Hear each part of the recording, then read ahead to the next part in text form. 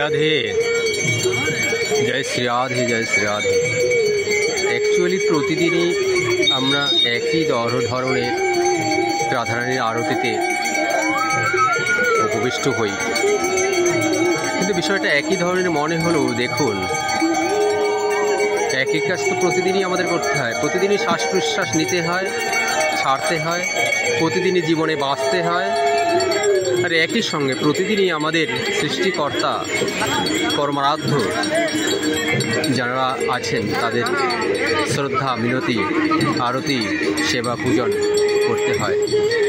দেখতে একই রকম লাগলেও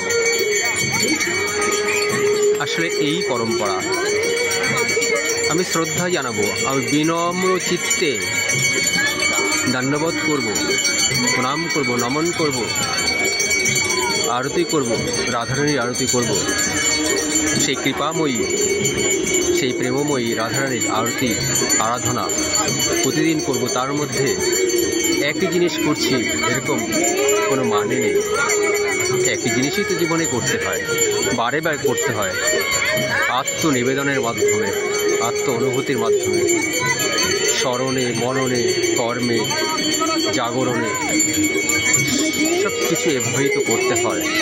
তাই আশা করি আপনারা এই রাধারানীর আরতির সঙ্গে সামিল থাকতে পেরে আমার মতো আপনারাও কৃপাধন্য হচ্ছেন।